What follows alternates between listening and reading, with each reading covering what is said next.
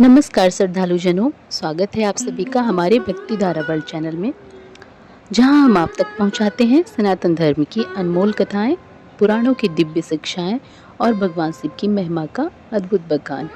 आज की कथा अत्यंत दुर्लभ और पुण्यदायी है। यह कथा उस करुणामय कृपा की है जो भगवान शिव ने एक पिशाच को मोक्ष देने के लिए की थी।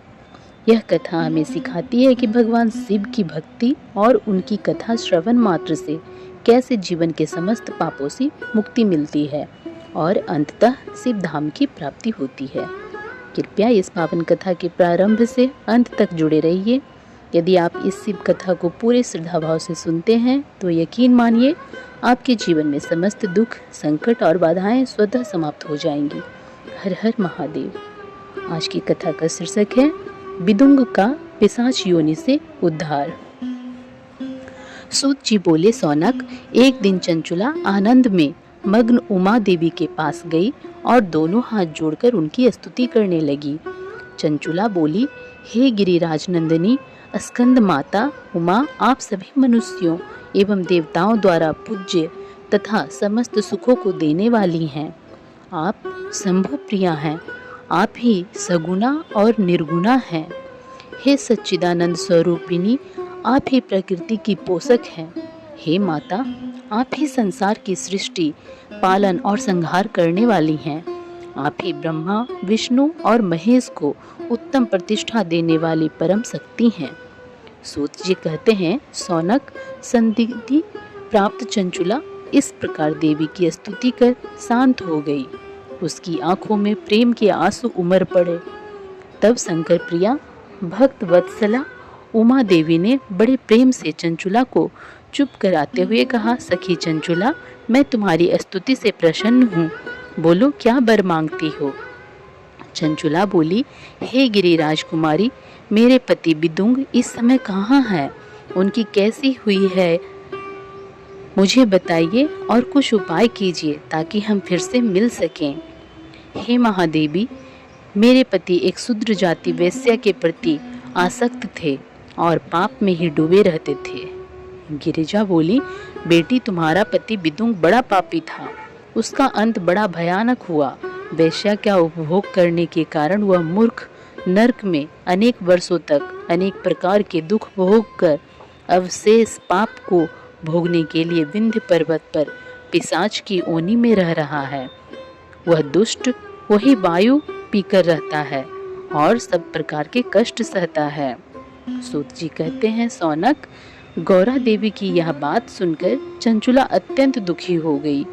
फिर मन को किसी तरह स्थिर करती हुई दुखी हृदय से माँ गौरी से उसने एक बार फिर पूछा, हे महादेवी, मुझ पर कृपा कीजिए और मेरे पापी पति का अब उद्धार कर दीजिए। कृपा करके मुझे वह उपाय बताइए जिससे मेरे पति को उत्तम गति प्राप्त हो सके। गौरी देवी ने कहा, यदि तुम्हारा पति विदुंग शिव पुराण की पुण्यमयी उत्तम कथा सुने तो वह दुर्गति को पार करके उत्तम गति का भागी हो सकता है।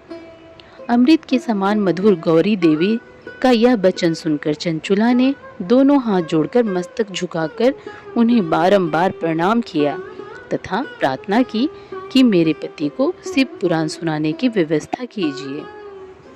ब्राह्मण पत्नी चंचुला के बार बार प्रार्थना करने पर शिव प्रिया गौरी देवी ने भगवान शिव की महिमा का गान करने वाले गंधर्वराज तुम्बरों को बुलाकर कहा, तुम्बरो, तुम्हारी भगवान शिव में प्रीति है। तुम मेरे मन की सभी बातें जानकर मेरे कार्यों को सिद्ध करते हो। तुम मेरी इस सखी के साथ विंध्य पर जाओ। वहाँ एक महाघोर और भयंकर पिशाच रहता है। पूर्व जन्म में वह पिशाच विदुंग नामक ब्राह्मण मेरी इस सखी चंचुला का पति था। वह वेश्यागामी हो गया। उसने स्नान, संध्या आदि नित्य कर्म छोड़कर अपवित्र रहने लगा। क्रोध के कारण उसकी बुद्धि भ्रष्ट हो गई। दुर्जनों से उसकी मित्रता तथा सज्जनों से द्वेष बढ़ गया। वह अस्त्र शस्त्र से हिंसा करता, लोगों को सताता और उनके घरों में आग लगा देता था। चंडालों से दोस्ती करता, वह रोज वेश्या के पास जाता था। पत्नी को त्याग कर दुष्ट लोगों से दोस्ती कर उन्हीं के संपर्क में रहता था। वह मृत्यु तक दुराचार में फंसा रहा। मृत्यु के बाद उसे पापियों के भोग स्थान यमपुर ले जाया गया। वहां घोर नरकों को सहकर इस समय वह विंध्य पर्वत पर पिशाच बनकर रह रहा है और पापों का फल भोग रहा है। तुम उसके सामने परम पुण्यमयी पापों का नाश करने वाली शिव पुराण की दिव्य कथा का प्रवचन करो। इस कथा को सुनने से उसका हृदय सभी पापों से मुक्त होकर शुद्ध हो जाएगा और वह प्रेत योनि से मुक्त हो जाएगा।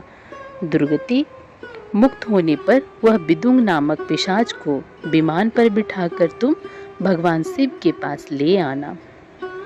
सूत जी कहते हैं, सौनक, माँ उमा का आदेश पाकर गंधर्वराज तुम्बरो प्रसन्नता पूर्वक अपने भाग्य की सराहना करते हुए चंचुला को साथ लेकर विमान से पिशाच के निवास स्थान विंध्य पर्वत गया। वहां पहुंचकर उसने उस विकराल आकृति वाले पिशाच को देखा। उसका शरीर विशाल था, उसकी ढोड़ी बड़ी थी। वह कभी हंसता, कभी रोता और कभी उछलता था। महाबली तुम्बरों ने विदुंग नामक पिशाच को पासों से बांध लिया। उसके पश्चात तुम्बरों ने शिव पुराण की कथा बाजने के लिए स्थान तलाश कर मंडप की रचना की। शीघ्र ही इस बात का पता लोगों को चल गया कि एक पिशाच के उद्धार हेतु देवी पार्वती की आज्ञा से तुम्बरो शिव पुराण की अमृत कथा सुनाने विंध्य पर्वत पर आया है। उस कथा को सुनने के लोभ से बहुत से देवर्षि वहां पहुंच गए। सभी को आदर पूर्वक स्थान दिया गया। पिशाच विदुंग को पासों में बांधकर आसन पर बिठाया गया और तब तुम्बरों ने परम उत्तम शिव पुराण की अमृत कथा का गान शुरू किया। उसने पहली विद्येश्वर संहिता से लेकर 7वीं वायु संहिता तक शिव पुराण की कथा का स्पष्ट वर्णन किया। 7 संहिताओं सहित शिव पुराण को सुनकर सभी श्रोता कृतार्थ हो गए। परम पुण्यमय शिव पुराण को सुनकर पिशाच सभी पापों से मुक्त हो गया और उसने पिशाच शरीर का त्याग कर दिया। शीघ्र ही उसका रूप दिव्य हो गया। उसका शरीर गौर वर्ण का हो गया। शरीर पर श्वेत वस्त्र एवं पुरुषों के आभूषण आ गए। इस प्रकार दिव्य देहधारी होकर विदुंग अपनी पत्नी चंचुला के साथ स्वयं भी भगवान शिव का गुणगान करने लगा। उसे इस दिव्य रूप में देखकर सभी को बहुत आश्चर्य हुआ। उसका मन परम आनंद से परिपूर्ण हो गया। सभी भगवान महेश्वर के अद्भुत चरित्र को सुनकर कृतार्थ हो उनका यशोगान करते हुए अपने अपने धाम को चले गए। विदुंग अपनी पत्नी चंचुला के साथ विमान में बैठकर शिवपुरी की ओर चल दिया।